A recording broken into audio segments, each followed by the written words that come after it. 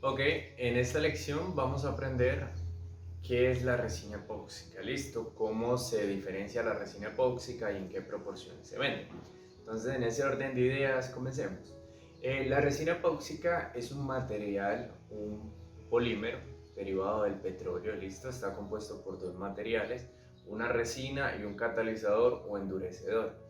Entonces, ¿qué es el catalizador o endurecedor? Bueno, básicamente cumple la misma función que cumple el thinner en la pintura, es el secante, con la diferencia de que el thinner en la pintura adelgaza la pintura, por lo tanto el thinner se evapora y la pintura seca más rápido.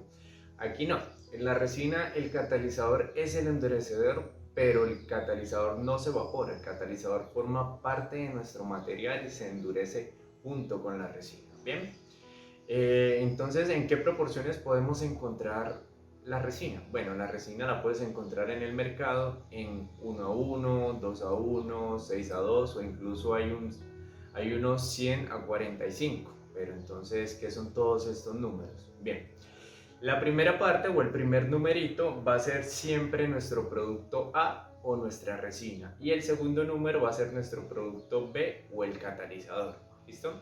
Entonces, estos números nos van a identificar y nos van a decir en qué proporción lo tenemos que preparar. Cuando un material es 1:1, quiere decir que todo lo que vayan a mezclar tiene que estar dividido en partes iguales. Es decir, si van a preparar 1 litro de material, 500 mililitros son resina y 500 mililitros son catalizador.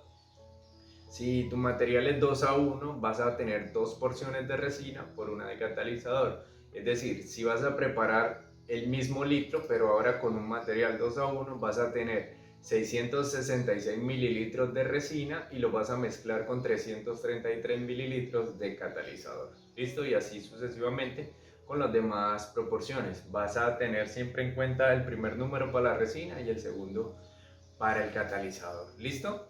¿En qué nos influyen estos números y estas proporciones? Bueno, como estamos trabajando con dos productos químicos y por lo tanto tienen una fórmula específica que ya depende del fabricante y el dueño de la compañía donde se hizo esa resina.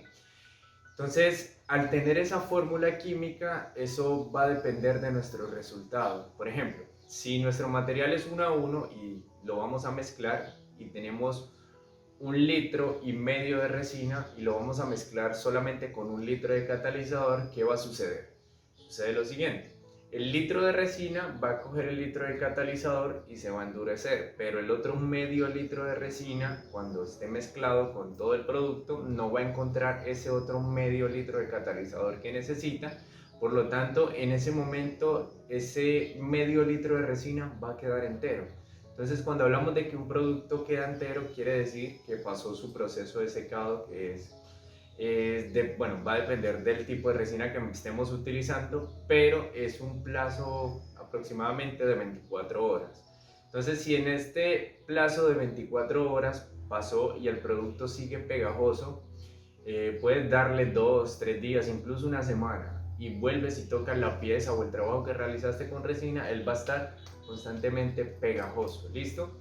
¿Por qué sucede eso? Porque ese medio litro de resina que no encontró con qué mezclarse quedó entero. Entonces, eso nos da como un resultado que lo que hicimos con resina nunca se va a secar y por lo tanto no va a ser funcional. ¿Listo? Entonces, se puede decir que esta es la parte más importante del proceso, ya que el error más mínimo de cálculo, la mezcla, si la alteramos, se va a ver reflejado en el acabado final.